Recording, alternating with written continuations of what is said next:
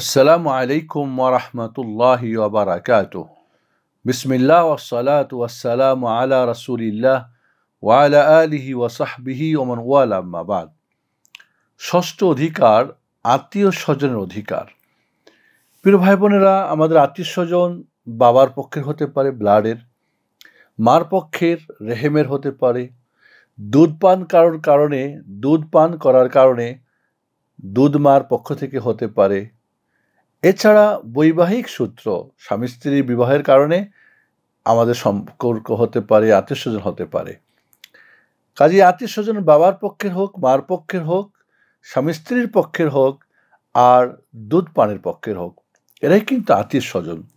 এই আত্মীয় স্বজনের অধিকার রয়েছে, তাদের অধিকার ঠিক মতো দিতে হবে। আল্লাহর নবী আলাইহিস সালাতু ওয়াস সালাম বললেন, সিলমান কাতাক, যে তোমার সম্পর্ক কেটে দেয় তার সঙ্গে সম্পর্ক জোড়ো। ওয়াহসিন মান আসা ইলাইক, যে তোমার সঙ্গে খারাপ ব্যবহার করে তার সঙ্গে তুমি ভালো ব্যবহার করো।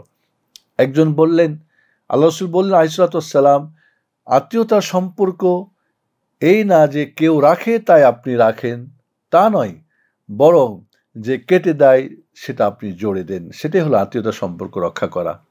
আজকাল আমরা আত্মীয় স্বজনদেরকে অধিকার আমার অর্থ দিয়ে, আমার অবস্থান দিয়ে, আমার পরামর্শ দিয়ে, আমার শক্তি দিয়ে তাদের ভালোতে ভালো আনন্দ করা, তাদের আনন্দে আনন্দিত হওয়া, তাদের সুখে তাদের দুঃখে দুঃখিত হওয়া। আত্মীয় স্বজন কেউ মারা গেলে তাদের জানাজা, দাফন কাফনের শরীক হওয়া। সন্তান জন্মগ্রহণ করেছে, বিবাহ শাদী হয়েছে, অলিমার দাওয়াত, সেখানে এটা ওটা বিভিন্ন ধরনের অজুহাত দিয়ে জায়গা জমি অমুক তমুক ছাগল আর ভেড়া দুম বানিয়ে ভেজাল করে রাখি আমরা, এগুলি চলবে না। তাদের সঙ্গে সম্পর্ক রাখতো। আল্লাহ নবী আলাইহিস সালাতু ওয়াস সালাম বললেন, যে সিলা রাহমি কেটে দেয়, আল কাতে লা ইয়াদখুলুল জান্নাহ, যে ব্যক্তি আত্মীয়তার সম্পর্ক ছিন্ন করে সে জান্নাতে প্রবেশ করবে না। মারাত্মক একটি গুনাহ।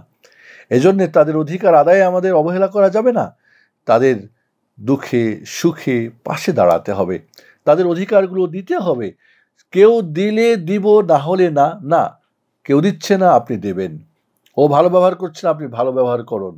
এইভাবে আত্মীয় স্বজনের অধিকারগুলো অত্যন্ত গুরুত্ব সহকারে, যে ব্যক্তি তার বয়স বাড়াতে চায়, তার রুজি রুটি বাড়াতে চায়, রাসূল বলেন ফালিয়াসিল রাহমা, সে যেন তার আত্মীয়তার সম্পর্ক ভালো রাখে। আর সবচেয়ে বড় আত্মীয় বাবা মা। বাবা মার সঙ্গে আজকে সম্পর্ক অনেকের ছিন্ন, অনেকে কথা বলে না, অনেকে খোঁজ খবর নেয় না। না, আত্মীয় স্বজনের মধ্যে যে যেইখানে তাদের সেই জায়গাতে রেখে সম্মান দিয়ে, স্নেহ দিয়ে, ভালোবাসা দিয়ে সম্পর্ক রাখতে হবে।